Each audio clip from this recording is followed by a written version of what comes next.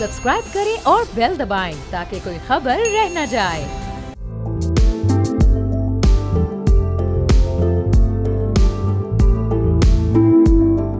अस्सलाम वालेकुम, मैं हूं जहांगीर। आप देख रहे हैं प्रोग्राम व्यापार। पाकिस्तान मिनरल्स इन्वेस्टमेंट फोरम 2025 में मादनी वसाइल की तलाश के लिए पाकिस्तानी कंपनीज के चाइना, बरतानिया, जनूबी अफ्रीका, रशिया और दीगर ममालिक की कंपनीज के साथ MOUs पर दस्तखत हो गए हैं। चाइनीज़ कंपनी ने जियोलॉजिकल सर्वे, रशियन कंपनी की जियो साइंटिफिक रिसर्च, जबकि जनूबी अफ्रीकी कंपनी ने डिजिटलाइजेशन और जदीद टेक्नोलॉजी के शोबे में दिलचस्पी जाहिर की है। नायब वज़ीर आज़म इसहाक डार के मुताबिक पायदार माशी इस्तेहकाम के लिए मादनी वसाइल से भरपूर इस्तेफादा करना होगा। आलमी कंपनीज पाकिस्तान में मादनी वसाइल में सरमायाकारी से फ़ायदा हासिल कर सकती हैं। सदर और CEO बैरिट गोल्ड मार्क ब्रिस्टो के मुताबिक रेकोडिक पाकिस्तान की तरक्की में कलीदी किरदार अदा करेगा, बलूचिस्तान की खुशहाली का बाइस बनेगा। अमरीकी मीडिया ने रिपोर्ट किया है कि कनाडा की बैरिट गोल्ड कंपनी ने पाकिस्तान में सोने और तांबे के ज़खायर निकालने के रेकोडिक मंसूबे पर काम शुरू करने की हामी भर ली है। बैरिट गोल्ड रेकोडिक मंसूबे में $3 अरब की सरमायाकारी करेगा। बैरिट गोल्ड का रेकोडिक मंसूबे में 50% हिस्सा होगा, बाकी 50% हिस्सा पाकिस्तान और बलूचिस्तान के पास होगा, यानी वफाकी हुकूमत और सूबाई हुकूमतों के पास होंगे। बैरिट गोल्ड कंपनी के मुताबिक मंसूबे के पहले हिस्से पर रवां बरस से काम शुरू हो जाएगा और साल 2028 में रेकोडिक मंसूबे की पहली प्रोडक्शन सामने आ सकती है। बैरिट गोल्ड तो रेकोडिक में सरमायाकारी करने जा रही है, जबकि दूसरी जानिब पाकिस्तान मिनरल्स इन्वेस्टमेंट फोरम 2025 के मौके पर दोस्त ममालिक पाकिस्तान और तुर्किया ने भी एक अहम मुआहदे पर पेशरफ्त की है। वजीर पेट्रोलियम अली परवेज मलिक और तुर्किया के वजीर तवानाई और कुदरती वसाइल अल्पार्सलान बैरक्टर की मौजूदगी में एक मुश्तरका बिडिंग मुआहदे पर दस्तखत कर दिए गए हैं, ताकि मुल्क के ऑफशोर तेल और गैस की तलाश में बाकायदा बोली में हिस्सा लिया जा सके। मुआहदे के तहत पाकिस्तान की एक्सप्लोरेशन एंड प्रोडक्शन कंपनीज माड़ी energies limited, oil and gas development company limited और पाकिस्तान पेट्रोलियम लिमिटेड, तुर्किया के सरकारी इदारे तुर्क शे पेट्रोलेवी, एनोनियम और तुकली के साथ मिलकर ऑफशोर ब्लॉक्स के लिए मुश्तरका तौर पर बोली लगाएंगे। फरवरी 2025 में हुकूमत ने मुसाबकती ऑफशोर ब्लॉक बोली राउंड का ऐलान किया था, जिसमें मकरान और इंडस बेसन में वाक़े 40 ऑफशोर ब्लॉक्स को तलाश के लाइसेंस के लिए पेश किया गया था। वफाकी वजीर ने तुर्किया के साथ तवानाई के शोबे में ताउन में इजाफे पर उम्मीद जाहिर करते हुए कहा है कि इस मुआहदे को स्ट्रेटेजिक ताउन भी हासिल रहेगा, जो पाकिस्तान की ऑफशोर एक्सप्लोरेशन की कोशिशों में जदीद टेक्नोलॉजी, की महारत और बैनुल-अक़वामी बेहतरीन तरीकों को लाएगा। वज़ीर आज़म शहबाज शरीफ ने तुर्किया के वज़ीर तवानाई अल्पार्सलान बैरक्टर और आला सतही वफ़द का पाकिस्तान मिनरल्स इन्वेस्टमेंट समिट में शिरकत पर शुक्रिया भी अदा किया। उन्होंने कहा कि दोनों ममालिक के माशी ताल्लुकात को नई वुसअत देने के कसीर मौक़े मौजूद हैं। इस मुलाकात में तवानाई के शोबे बिलखुसूस काबिल तजदीद तवानाई में ताउन बढ़ाने पर इत्तफाक हुआ। तुर्किया के वफ़द ने पाकिस्तान में तवानाई के शोबे में जारी इस्लाहात को सराहा। तुर्क वज़ीर ने पाकिस्तान में मादनियात के शोबे बिलखुसूस नादिर मादनियात की दरियाफ्त में गहरी दिलचस्पी का इजहार किया। उन्होंने कहा कि पाकिस्तान मिनरल्स इन्वेस्टमेंट समिट में शिरकत से पाकिस्तान में इस शोबे की वसी इस्तेदाद का दुरुस्त अंदाज़ा हुआ है, तो मुस्तकबिल में मादनी वसाइल ही तरक्की का जरिया मालूम हो रहे हैं और मादनी वसाइल के ज़खायर किसी भी मुल्क की पायदार तरक्की के लिए अहम किरदार अदा करते हैं। और न सिर्फ तुर्किया के साथ बल्कि जो दीगर ममालिक के साथ MOUs पर सिग्नेचर हुए हैं वो कितनी अहम नौयत के हामिल हैं और उनसे इससे कितना फ़ायदा हो सकता है। इस पूरी सूरत हाल पर गुफ्तगू करेंगे। डॉक्टर गौहर रहमान साहब mineral exploration and development scientist हैं, हमारे साथ मौजूद हैं। डॉक्टर साहब, बहुत शुक्रिया प्रोग्राम के लिए, आपने वक्त निकाला। सबसे पहले तो ये बताइएगा, जो 2 रोज़ा कॉन्फ्रेंस रही, कैसा ये तजुर्बा रहा 2000 के मुकाबले में? ये कॉन्फ्रेंस कितनी ह्यूज थी? इससे अब आगे पाकिस्तान को मजीद क्या क्या फ़वाइद हासिल होने जाएंगे? जी बहुत शुक्रिया। इस कॉन्फ्रेंस में, क्योंकि पाकिस्तान में कॉन्फ्रेंसेस बहुत होती रही हैं, मिनरल के हवाले से ये दूसरी बड़ी कॉन्फ्रेंस है। 2023 में भी एक हुई थी। मैंने अपने तजर्बे में पहली दफ़ा इतनी फॉरेन इंटरेस्ट मैंने देखी कि जिसमें मुख्तलिफ ममालिक से एक बड़ी तादाद में लोगों ने हिस्सा लिया, जिससे ये जाहिर होता है कि पाकिस्तान के मिनरल सेक्टर में जो बाहर की दुनिया है उसको सीरियसली देख रही है और उसमें इन्वेस्ट करने में इंटरेस्टेड है। तो ये तो मेरा पहला एक तजर्बा रहा इस कॉन्फ्रेंस से और लोगों की बड़ी दिलचस्पी थी। दूसरा ये था कि बहुत सारे, जैसे आपने बता दिया, MOUs साइन हुए हैं, बहुत सारे एग्रीमेंट्स हुए हैं। GSP geological survey of Pakistan एक इदारा जो कि काफी बेहतर काम कर रहा है, लेकिन बेहतरीन कारकर्दगी के लिए उसके MOUs हुए। ब्रिटिश जियोलॉजिकल सर्वे के साथ, इसी तरह चाइनीज जियोलॉजिकल सर्वे के साथ, इसी तरह जो है तो रशियन जियोलॉजिकल सर्वे के साथ। तो ये सारी कोलैबोरेशंस बहुत फ्रूटफुल साबित होने वाली हैं आने वाले दिनों में, और मैं इसे बड़ा मजबूत देख। ठीक है, तो अब ये भी बताइएगा जो मुख्तलिफ ये जो हम कंपनीज़ के एमओयूज़ हैं, अब ये एमओयूज़ पर सिलसिला आगे कैसे बढ़ेगा? हम देख रहे हैं कि रेकोडिक पर तो बाकायदा काम शुरू हो चुका है, होने वाला है, और पहली जो प्रोडक्शन है वो 2028 में मुतवक्के है। ये बड़े लॉन्ग टर्म प्रोजेक्ट्स होते हैं। अभी जो नए एमओयू साइन हुए हैं, इस पर फिर मामला किस तरह से आगे बढ़ेंगे? जो जियोलॉजिकल सर्वे है, चाइनीज़ कंपनीज़ के साथ जो मामला तय हुए हैं, जो साउथ अफ्रीका ने डिजिटलाइजेशन में अपनी एक इस वक्त संजीदगी को और इंटरेस्ट को शो किया, रशियन कंपनीज़ के साथ जियो साइंटिफिक रिसर्च के एमओयूज़ हुए हैं, तो अब ये किस तरह से आगे मामला बढ़ेंगे? माइनिंग और एक्सप्लोरेशन कितनी कितनी और कब कब सामने आती रहेगी? एमओयूज तो एक बुनियादी डॉक्यूमेंट होता है और उसकी बुनियाद पे आगे एग्रीमेंट साइन होते हैं मुख्तलिफ प्रोजेक्ट्स के हवाले से। ये सारे एमओयूज, फॉर एग्जांपल अगर आप ये डिजिटाइजेशन को ही देख लें, जो डाटा की हम डिजिटाइजेशन करेंगे और हमारे जियोलॉजिकल मैप्स और हमारा मिनरल के हवाले से डाटा पब्लिक होगा, मादनियात का डाटा जब पब्लिक होगा तो डेफिनेटली इन्वेस्टर को वो नजर आएगा, कहीं से भी दुनिया में एक्सेस कर सकेंगे, और एक ट्रांसपेरेंसी आएगी, एक ओपननेस आएगी डाटा सेट्स में, और इन्वेस्टर को आसानी होगी डिसीजन लेने में। इसके अलावा अगर आप देखें तो रशियन जियोलॉजिकल सर्वे, अब उनकी एक बहुत बड़ी एक्सपर्टीज है एयरबॉर्न डाटा कलेक्शन में। पाकिस्तान इस वक्त थोड़ा सा जहां लैग करता है एक्सप्लोरेशन में भी, वहां पे एयरबॉर्न जो ड्रोन की मदद से, जो हेलीज की मदद से हम डाटा एक्वायर करते हैं, तो वो एक टेक्नोलॉजी हम इंपोर्ट कर सकते हैं। आप यूँ समझ लीजिए, अगर हम जॉइंट वेंचर्स बनाएंगे, बल्कि ये मैं आपको बताता चलूं कि एक ऐसा एग्रीमेंट होने भी जा रहा है, इसी एमओयू के अंडर एक एग्रीमेंट होने जा रहा है, जिसमें रशियन जो ये जियोलॉजिकल सर्वे है, वो जियोलॉजिकल सर्वे ऑफ पाकिस्तान के साथ मिलके पाकिस्तान के नॉर्थ में कुछ इस तरह के एयरबॉर्न सर्वे करेगा। तो ये सारे एमओयूज आगे एग्रीमेंट्स में कन्वर्ट होंगे, और वो एग्रीमेंट्स आगे फिर जारी बात है प्रैक्टिकल, लेकिन मादनियात का शोबा थोड़ा सब्र आजमा जरूर है।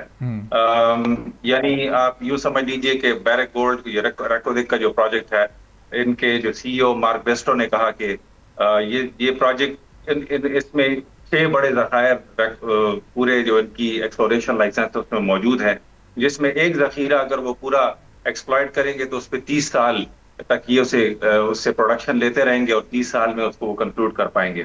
लेकिन वो कह रहे हैं कि जो बाकी के अब 5-6 और इन्होंने जो आइडेंटिफाई किया, तो मतलब ये मंसूबा 100 ईयर्स, एक सेंचुरी लॉन्ग हो सकता है, या इससे भी ज्यादा हो सकता है। यानी इन सारे एमओयूज को मटीरियलाइज होने में और प्रोडक्शन आने में आने वाले, हम बहुत ज्यादा अगर जल्दी ना एक्सपेक्ट करें तो 10 साल तो लगेंगे कम से कम, ये सारे मंसूबे मटीरियलाइज हो जाए। लेकिन उसके बाद जब ये चलेंगे तो ये सेंचुरीज की बात है, और बहुत बड़ा बिजनेस पाकिस्तान में डेवलप होगा।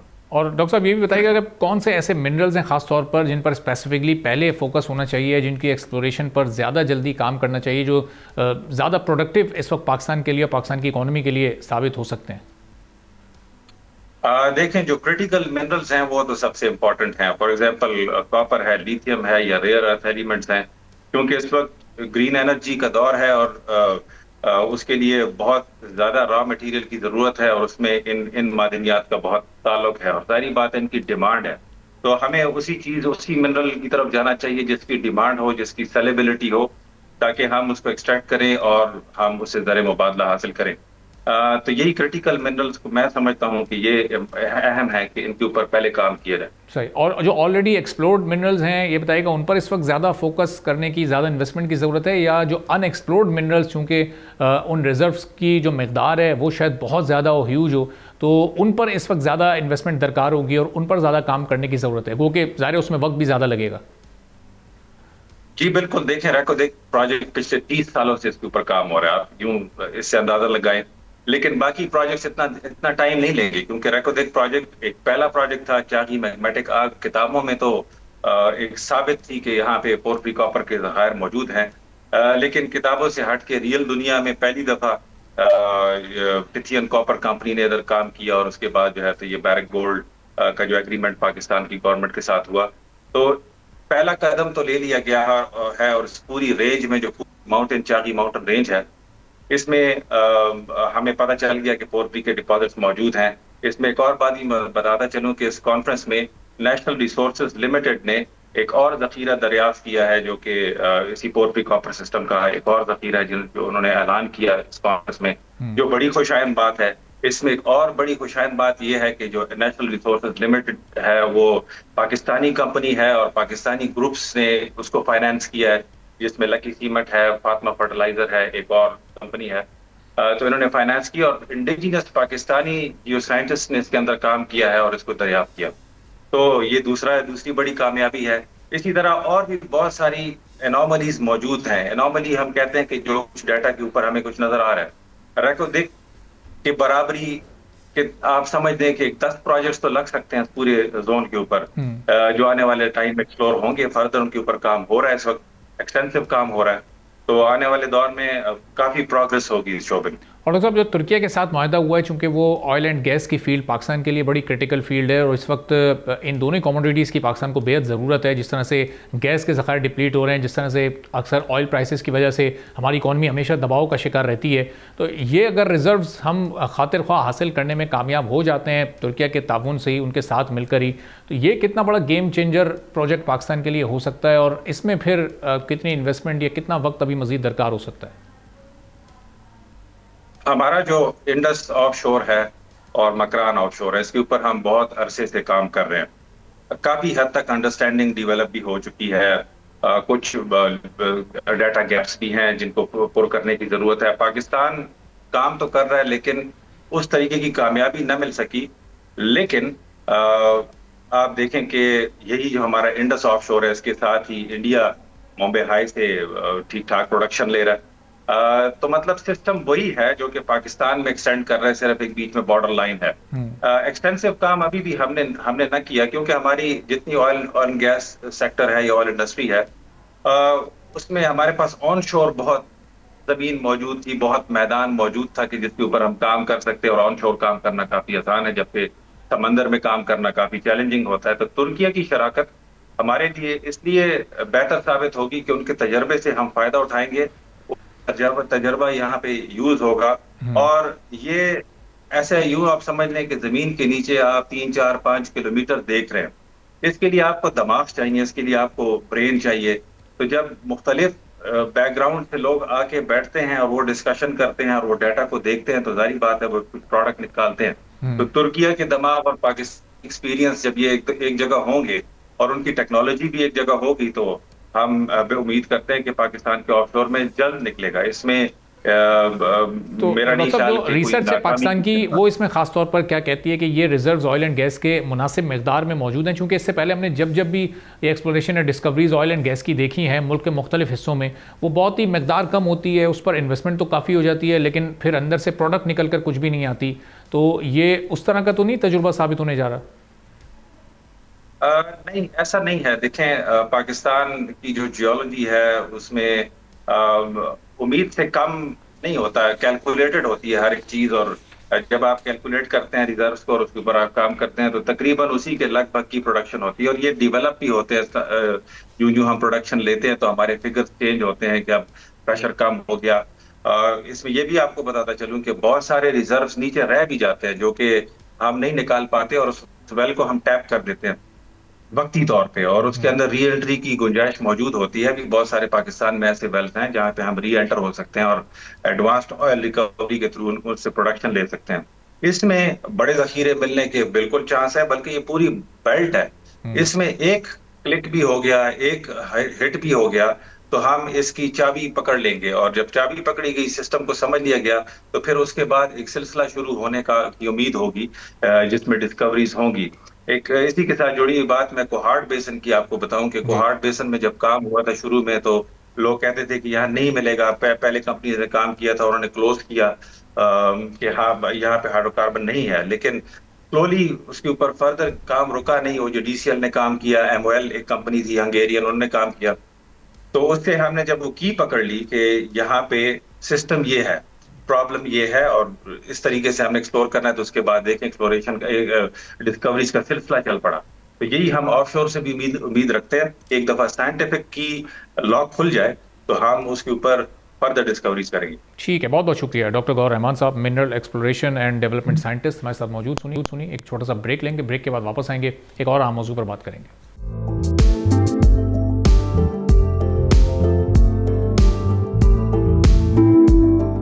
एक बार फिर आपको प्रोग्राम में खुशामदीद कहेंगे। अमेरिकी सदर डोनाल्ड ट्रंप ने चंद रोज कबल चाइना, कनाडा, जापान, यूक्रेन और यूरोपीय यूनियन समेत दीगर ममालिक पर टैरिफ आयद करा था कि जो मुल्क अमरीकी मसनूआत पर टैरिफ आयद करेंगे हम भी उन पर टैरिफ आयद करेंगे। अब अमरीकी सदर के मुताबिक टैरिफ खत्म करने का वाहिद रास्ता यह है कि कंपनीज अमेरिका में ही अपनी मसनूआत तैयार करें। अमेरिका ने चाइना पर आज से 104% टैरिफ आयद कर दिया है। अमरीकी टैरिफ वॉर से पाकिस्तान को होने वाले नुकसान की अगर हम बात करें तो पाकिस्तान पर अमरीका के 29% टैरिफ के निफाज से पाकिस्तान को तकरीबन $1 अरब का नुकसान होगा और टैरिफ के निफाज के बावजूद भी अमरीका को $2 अरब के तिजारती खसारे का सामना रहेगा। चूंकि पाक अमेरिका ट्रेड वॉल्यूम गुज़िश्ता माली साल $7.3 अरब रहा और अमरीका की जानिब से पाकिस्तान को $2.1 अरब की मसनूआत बरामद की गई, जबकि अमरीकी मसनूआत की बरामदात में माली साल 2023 की निस्बत 4.4% का इजाफा हुआ। पाकिस्तान ने अमरीका को 2024 में $5.1 अरब की मसनूआत एक्सपोर्ट की। पाकिस्तान की अमरीका को एक्सपोर्ट में 2023 की निस्बत 4.9% का इजाफा रिकॉर्ड हुआ है। अमरीका का पाकिस्तान के साथ तिजारती खसारा बढ़कर $3 अरब तक पहुंच गया है। अमरीका का तिजारती खसारा 2023 की निस्बत 5.2% तक बढ़ा है। पाकिस्तान की टेक्सटाइल और मलबूसात की बरामदात अमरीका को सबसे ज्यादा 55% तक रही है। पाकिस्तान के IT शोबे की बरामदात अमेरिका में $1 अरब से जायद हो गई हैं। अमरीका के 29% टैरिफ से पाकिस्तान की एक्सपोर्ट्स पर शदीद असरात मुरतब होंगे। पाकिस्तान की टेक्सटाइल बरामदात अमरीका में महंगी हो जाएंगी, जिससे ज़ाहिर है तलब कम हो सकती है, जबकि नए टैरिफ से पाकिस्तान का तिजारती खसारा मजीद बढ़ सकता है। फिर पाकिस्तान को चावल और टेक्सटाइल के लिए मुतबादिल मार्केट्स की तलाश में मुश्किलात पेश आ सकती हैं। पाकिस्तान की एक्सपोर्ट्स में 10 से 15% तक कमी का इम्कान है। माहिरीन के मुताबिक अमेरिका के टैरिफ से बचने के लिए फौरी तिजारती मुज़ाकरात नागुज़ीर हैं, जिसके लिए वज़ीर तिजारत और अमरीकी हुक्काम में अब राब्ते भी बाकायदा शुरू हो चुके हैं और दोनों तरफ से पॉजिटिव साइंस तो नज़र आ रहे हैं, लेकिन इन टैक्सेस या टैरिफ के नतीजे में पाकिस्तान को होने वाले नुकसानात का फौरी सद्देबाब बहुत ज़रूरी है कि फौरी तौर पर तेज़ी के साथ हुकूमत मुतारिक हो। दूसरी तरफ एशियाई तरक्याती बैंक ने अमरीकी टैरिफ के एशियाई ममालिक पर मुमकिन असरात पर एक तज्जियाती रिपोर्ट जारी की है। इस रिपोर्ट के मुताबिक अमरीकी टैरिफ का मकसद तिजारती खसारा कम करना है। ये इजाफी टैरिफ या महसूलात पहले से आयद करदा टैक्सेस के अलावा होंगे। तरक्की पजीर एशियाई खित्ता अमरीकी टैरिफ से सबसे ज़्यादा मुतासिर होगा। सबसे ज़्यादा टैरिफ वाले दुनिया के 10 ममालिक में से 5 का ताल्लुक एशिया से है। एशिया में पाकिस्तान अमरीकी टैरिफ की जद में आने वाला 14वां बड़ा मुल्क है। जनूबी एशिया में पाकिस्तान अमरीकी टैरिफ की फहरिस्त में इस वक्त तीसरे नंबर पर है। पाकिस्तान पर अमरीकी इंतजामिया ने 29% टैरिफ आयद किया है। अब ऐसे हालात में क्या क्या इकदाम, क्या क्या स्टेप्स फौरी तौर पर हुकूमत उठा सकती है और इस नुकसान से कवर किया जा सकता है, इस पर हम गुफ्तगू करेंगे। मिर्ज़ा इख्तियार बेग साहब मेंबर हैं finance and revenue committee for senate के, हमारे साथ मौजूद हैं। बहुत शुक्रिया मिर्ज़ा साहब, प्रोग्राम के लिए आपने वक्त निकाला। अभी बताइएगा, फौरी तौर पर हुकूमत ने राब्ते तो शुरू कर दिए हैं, वज़ीर तिजारत भी हरकत में आए हैं, कुछ इजलास भी हुआ, हुकूमत भी सर जोड़ कर बैठी है, आपकी भी कुछ मुलाकातें हुई हैं। जरा अब क्या क्या हुकूमत करने जा रही है, क्या क्या ऑप्शन इस वक्त आपके पास मौजूद हैं? परसों कौमी असम्बली में मेरी मुलाकात जाम साहब से हुई थी, जो मिनिस्टर फॉर कॉमर्स हैं, और मैंने उन्हें ये बतलाया कि ये तो ग्लोबल उन्होंने लगाया है 60 ममालिक पे और रेसिप्रोकल बेसिस पे, इसका नाम भी है रेसिप्रोकल टैरिफ, उन्होंने इसको इम्पोज किया है।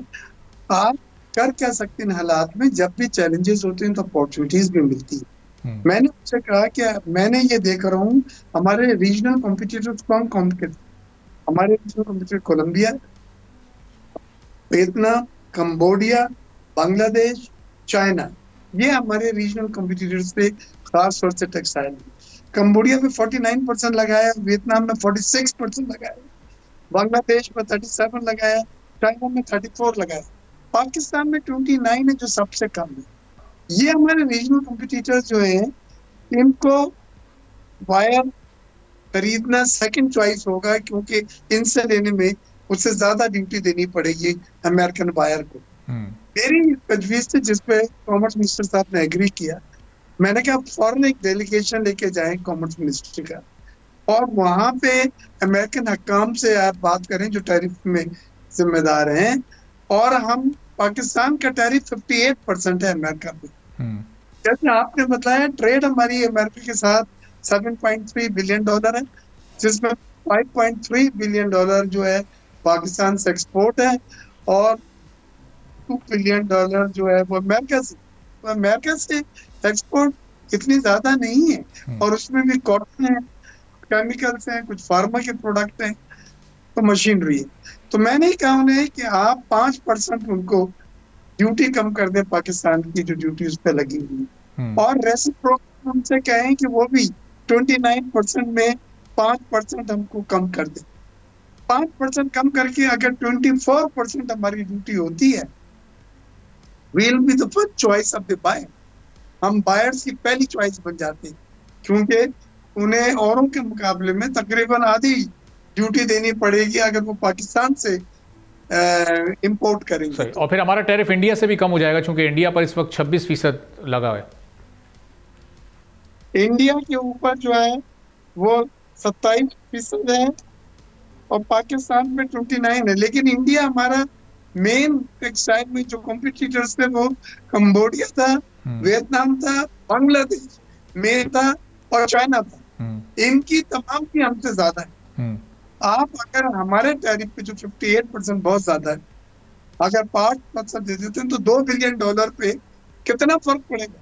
लेकिन उससे एक्सपोर्ट में अगर आपको 5% कम हो जाता टैरिफ, तो $5 अरब की तो अभी एक्सपोर्ट जो बढ़ेगी वो इजाफी है। तो ये मैंने उनसे प्रपोज किया है। कल हमारी नेशनल असेंबली में परसों मुलाकात हुई थी, उन्होंने मुझसे एग्री किया। दूसरी चीज इम्पोर्टेंट है वो ये है कि हमारा GSP प्लस भी अमेरिका के साथ चल रहा है। एक प्रोग्राम है GSP प्लस यूरोप के साथ है, duty free export to European 27 countries. ऐसे ही एक GSP प्लस हमारा अमेरिका के साथ भी चल रहा है, ड्यूटी फ्री एक्सपोर्ट। उसमें टेक्सटाइल नहीं, उसमें टेक्सटाइल को उन्होंने जान के नहीं रखा है, लेकिन बाकी है, फूड स्टफ है, खाने पीने की अशिया है। तो अब ये भी नेगोशिएट करना है कि वो GSP प्लस इंटैक्ट है या उस पर भी 29% लग गया है। और मिर्जा क्या ये कन्विंस करने की भी कोशिश हो सकती है कि उस GSP प्लस में टेक्सटाइल को भी शामिल कर लें, चूंकि मेजर एक्सपोर्ट तो हमारी टेक्सटाइल ही है, अमेरिका को कोई 55% उस टोटल ट्रेड का। वो कहेंगे आप ऑलरेडी टेक्सटाइल की एक्सपोर्ट कर रहे हैं $5 बिलियन, तो आपका एक शेयर है हमारे ऑलरेडी, लिहाजा हम नहीं करेंगे। ये मैं कर चुका हूँ, मैंने was adviser to the prime minister on textile. अच्छा, मैंने ये सब चीजें कर ली। लिहाजा आप सिर्फ ये बात करें रेसिप्रोकल बेसिस पे 5% टैरिफ हम उनका कम कर दें, 5% वो हमारा करें, हमारा 24 हो जाएगा।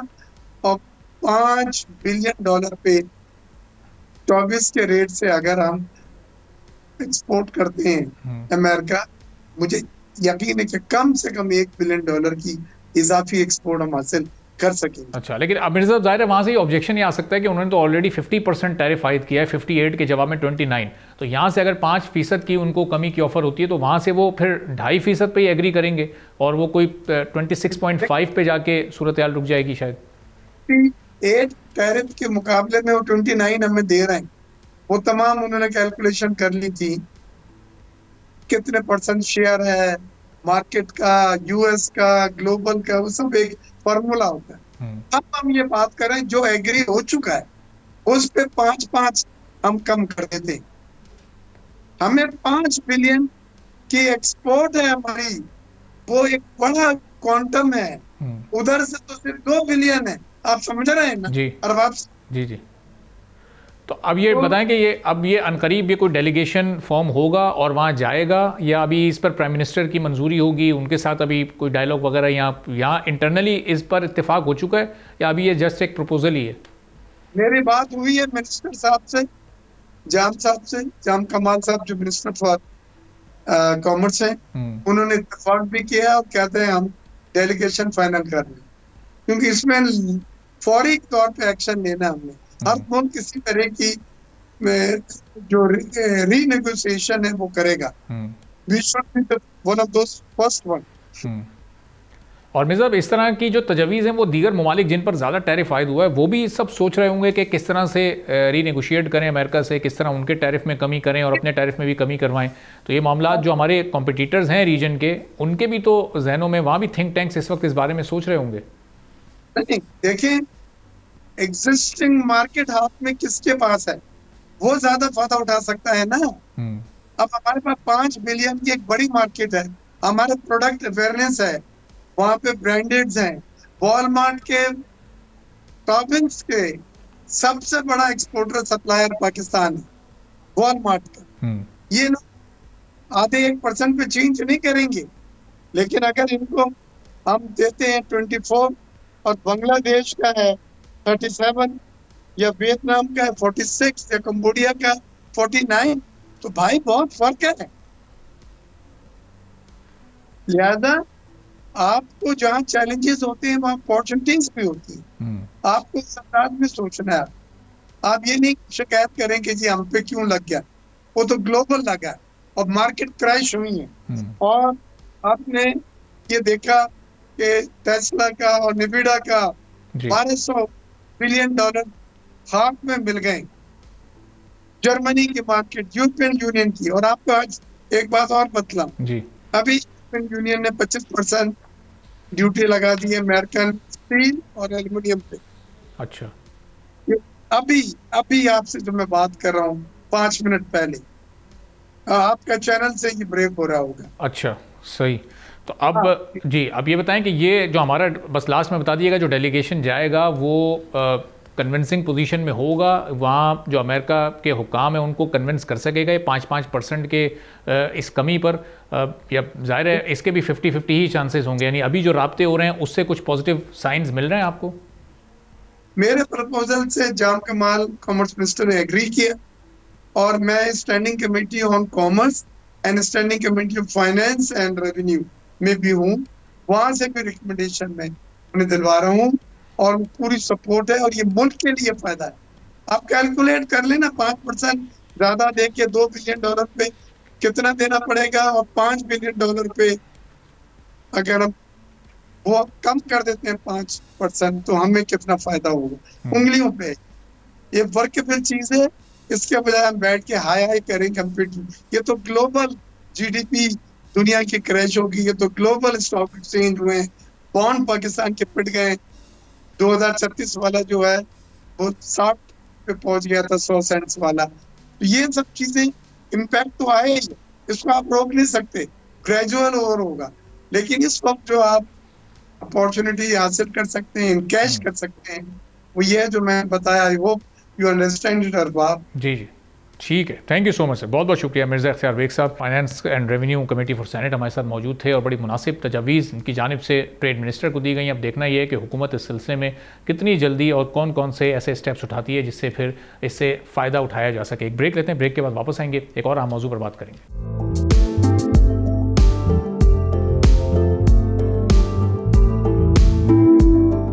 एक बार फिर आपको प्रोग्राम में खुशामदीद कहेंगे। हुकूमत ने उसूली तौर पर कपास, सूती धागे और खाम कपड़े की मकामी फ़रोख्त पर आयद 18% सेल्स टैक्स वापस लेने पर रजामंदी जाहिर की है। इस फैसले का मकसद मकामी और दरामदशुदा कपास और इसकी मसनूआत के लिए यकसा मौक़े को यकीनी बनाना है, लेकिन ये फैसला आलमी मालियाती फ़ंड और उसकी इजाज़त से भी मशरूत होगा।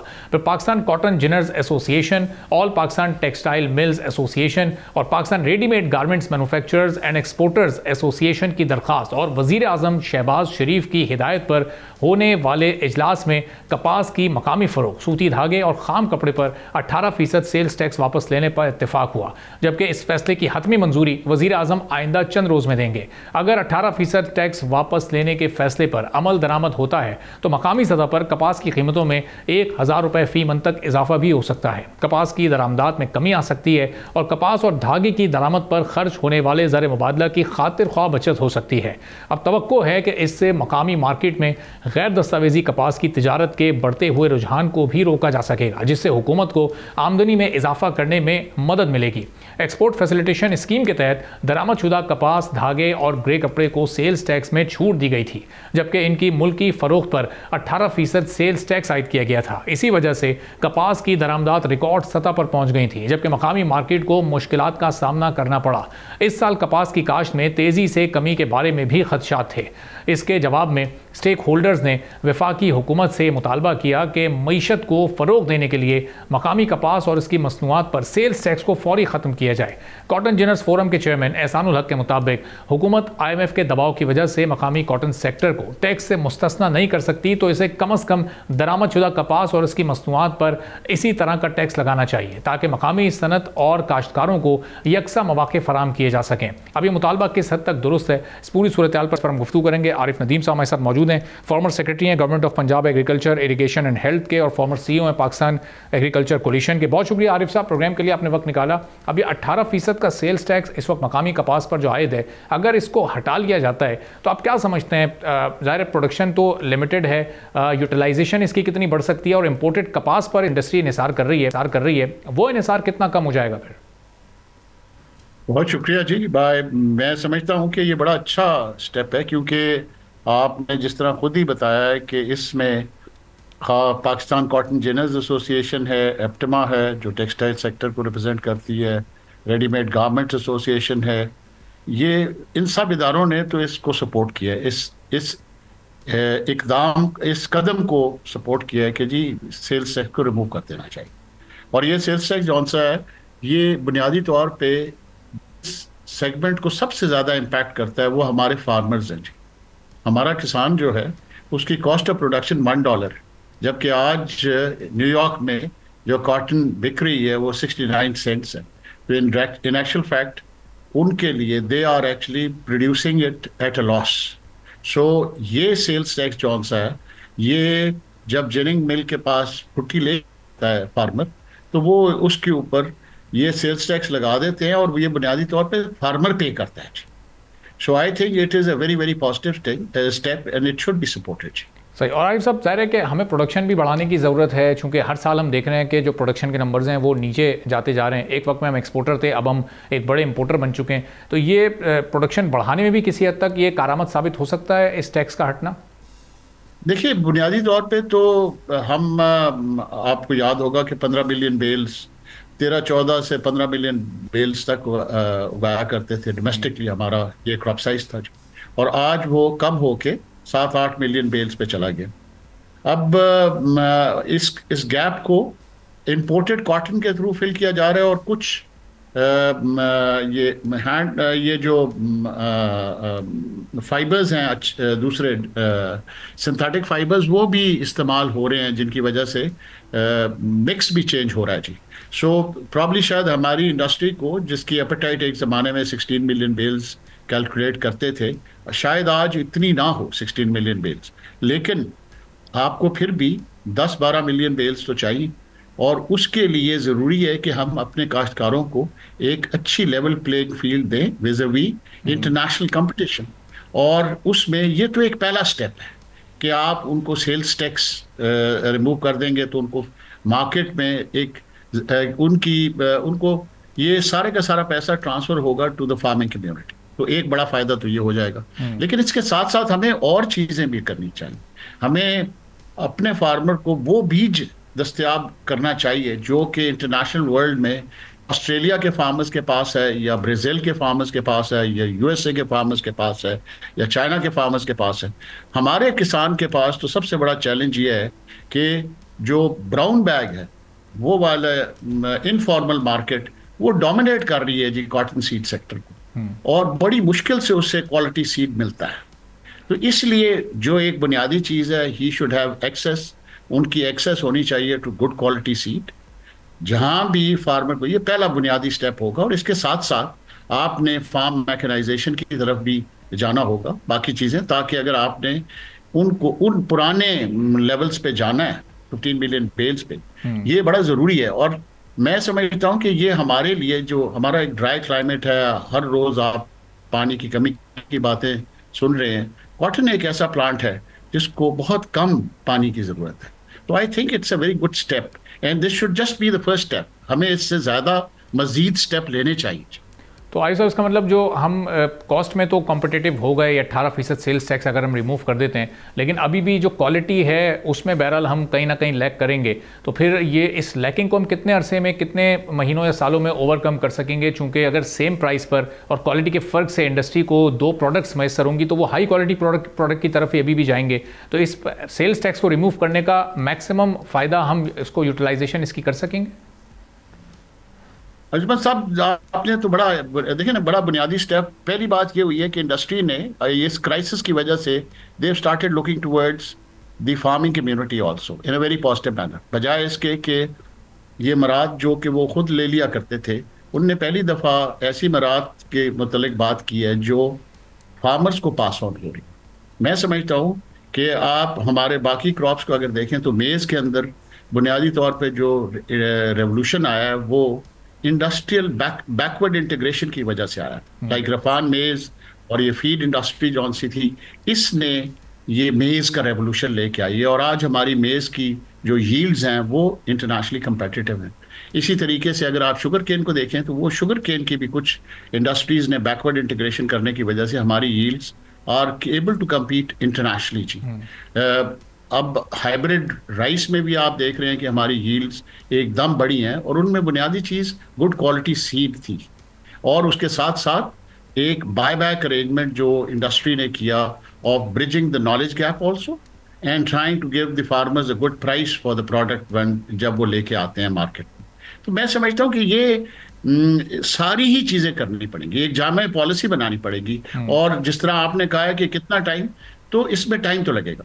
कम से कम जो होराइजन होना चाहिए should be at least 5 to 6 year program, जिसके तहत गवर्नमेंट शुड बी और एक ऐसा मैसेज जाए कि देखिए ना, आज भी फार्मर समझता है कि ये आज लगा है, कल इसको रिमूव कर लिया जाए। ये इस किस्म की जो स्लिप इस तरह की नी जर्क अरेंजमेंट्स जो हैं वो इंडस्ट्री को डिस्ट्रॉय कर देते हैं और वो फार्मिंग कम्युनिटी पे भी बड़ा एडवर्सली इम्पैक्ट करते हैं। और आरिफ साहब बहुत ज़्यादा डिपेंडेंट हो जाते हैं ना गवर्नमेंट की पॉलिसीज पर, गवर्नमेंट के फैसलों पर। हमारे प्राइवेट सेक्टर की पार्टिसिपेशन इसमें क्या हो सकती है? बुनियादी तौर पे तो जो इसमें टैक्स रेवेन्यू का लॉस होगा ना जी, और I think the opposition to this particular step should be coming from a, जिस तरह आपने खुद ही बताया कि IMF की मंजूरी हमें दरकार होगी और IMF की मंजूरी के अलावा मैं समझता हूँ कि रेवेन्यू का शॉर्टफॉल है जो हम कहीं और से पूरा करें, क्योंकि फार्मिंग कम्युनिटी तो वैसे ही पिसी हुई है, आप उनको आप मजीद नहीं कर सकते। आप वीट का क्राइसिस है उनके ऊपर, वीट की प्रोडक्शन, और जब तक आप यील्ड को ग्लोबली कंपेटिटिव नहीं करेंगे तो कॉस्ट ऑफ प्रोडक्शन जो सी है वो बढ़ी रहेगी। मैं जिस तरह आपको एक्सप्लेन कर रहा था कि अगर हम $1 सेंट हमारी कॉस्ट ऑफ प्रोडक्शन है, जबकि इंटरनेशनल मार्केट में 69 सेंट्स की बिक्री है, तो somebody has to pick up that cost. ठीक है, thank you so much. Farming community is the one which is currently. Okay, thank you sir, बहुत बहुत शुक्रिया। आरिफ नदीम साहब, former secretary government of Punjab agriculture health और former CEO Pakistan agriculture coalition हमारे साथ मौजूद थे। गुफ्तगू आपने सुनी। इसी के साथ नाज़रीन आज के प्रोग्राम से इजाज़त दीजिए। अल्लाह हाफ़िज़।